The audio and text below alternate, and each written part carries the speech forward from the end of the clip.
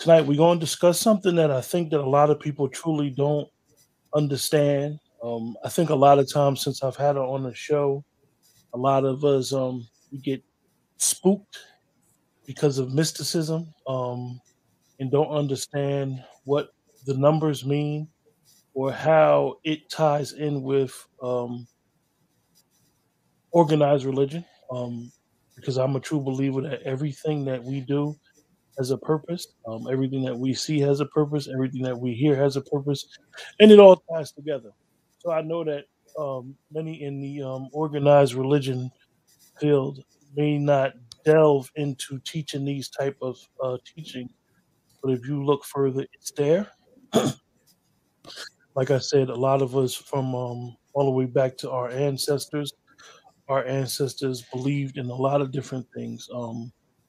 And I believe that we all have these things around us that we can't quite understand that goes on. So understanding that we are in the fourth quarter of the year, whether you're in the follow the lunar calendar or the solar calendar, you're still in the fourth quarter as we speak. So it's very important to understand, as people may say, what the universe is saying to you and what's the vibe, what's the temperature, knowing the temperature in the room.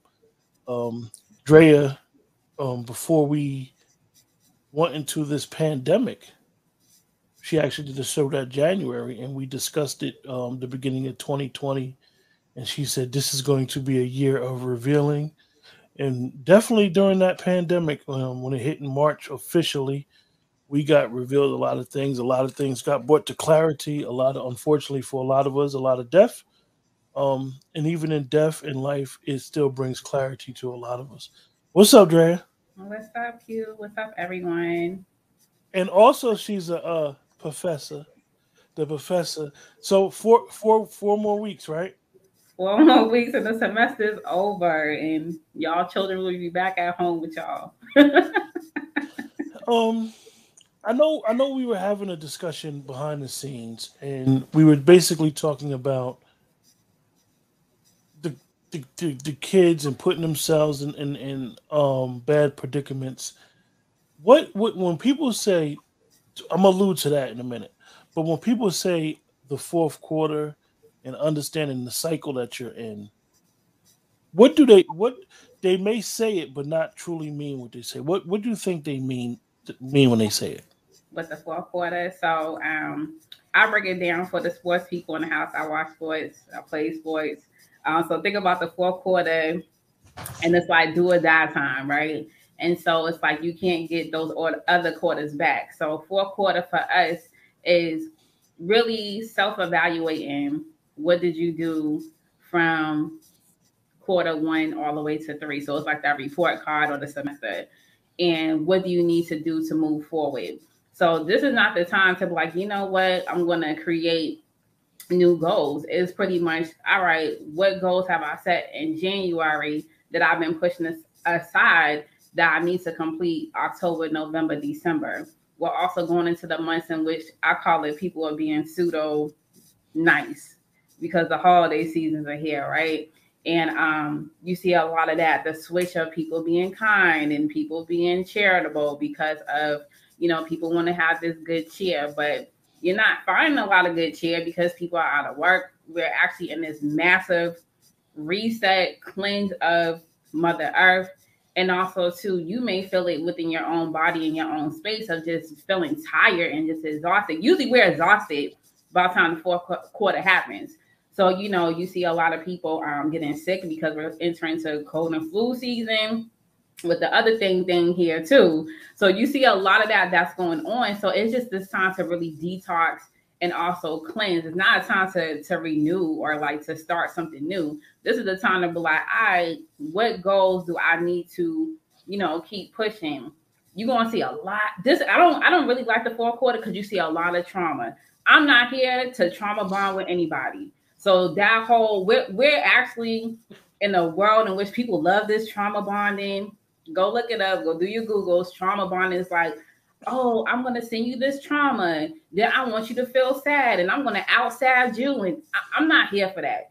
I'm not here for the trauma bonding. So basically collecting the pity party. Yeah, it's the pity party, and I do plenty of videos about that. Do not invite me to the pity party, because not only am I a professor, but I'm like a mother to these kids, to auntie and everything. So I deal with enough trauma, especially being a Black woman in America, working out at HBCU, trying to figure out the funding. Are we still going to be open? And while dealing with mandates, right? So why am I going to allow you to insert your trauma into my life?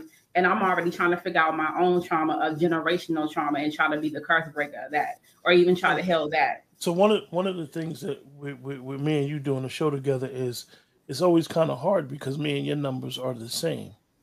So we both got that core number. So we always ask people in the chat to just put their number up, and then you'll talk to them about their number or put their birthday up. Anybody in the chat, we like to do this thing when Drea comes on. You don't have to say who you are. I'll know who you are, or Drea can know. Just put your birthday in the chat, the year you were born, the month, and the day, and you'll see what Julia, because I'm just thinking about it because I've seen her name. Drea is going to say about it. I think that a lot of people don't understand, like when you were speaking about the trauma time, is that transferable energy and those energy vampires, somebody that just knows how, or somebody comes and they may not even do it intentionally. They come within your circumference and they just suck all the positive energy out of the room. Yes, exactly. And we see a lot of that because also too, this is the year of narcissism. And you have narcissistic abuse, which is part of that trauma bonding, which is the future faking is, oh, we're going to be together one day and we're going to do this one day, and it never happens. We have conversations, narcissists, it's all about them. They'll ask you, how you doing? I'm good. Then they go into the whole spiel about them. I'm not here for that. I'm not here for that neither. So that's why we have to create boundaries and have to really stick with our boundaries and be like, no, I'm not rock with that. For instance, one of my boundaries, I don't argue with people on social media. I'm not arguing with a profile picture. I'm not arguing with an avatar. I could take that energy and put it into grant writing or something that's productive. So, wake up and argue with strangers all day. Wake up and argue with strangers all day. I'm not about that life because of when I get on, I have to make sure that before I even touch my electronics that I'm prayed up. So I have a spiritual path. I have intentions daily that I follow, and also to my purpose. My purpose is not to be arguing with people online that is sucking me dry. Because that's also too, you're giving your energy away. That's, you're giving your energy to these energy vampires who want attention seeking. Attention seeking is a new currency. That's the new bag. Mm-hmm. And I'm not here for that. So, that's why I always tell people, have a spiritual practice too. What do you do before you turn that device on? Don't just jump on social media because that's going to disrupt your entire day. Make sure you stay prayed up. This is the time to really be prayed up. I don't care what your religious beliefs are. Prayer is universal, right? And I think we have to pray and we have to meditate. I don't care what that look like, whether you have an altar all the way down to, if you're doing, rituals as a prayer. Make sure you do that first to give thanks. And a lot of people are not thankful that they're here. Give thanks that you didn't get sick this entire year. Give thanks that your parents are still here. Like I give thanks that my parents, they're in their 70s and they're still here and they're healthy. Did a lot of people my age. I give thanks for even having my career and just even being able to have that spiritual practice of teaching because I'm responsible for a lot of young people. So, a lot of times you see a lot of people, once again, they trauma bonding, they upset. And you are above ground. Why are you upset? You can change that around. So look, you got one number up there, 9. 9 completion. He just turned 50. I know who that is. 9 completion, and with Black men turning 50, that needs to be celebrated because the life expectancy of Black men is pretty much 50 to I'm gonna say 55. Look at all these rappers who died in their 50s. You still in your prime, right? And I think a lot of times we don't celebrate that. We're like, oh, I hear my students, I'm in my 30s. They're like, oh, miss, you old. I'm not old. I'm still in my prime. 50, they think that's ancient. But for Black people, for Black men, you're in your prime. You have to be celebrated for being 50, for even being 40. because the life expectancy with the stress, with the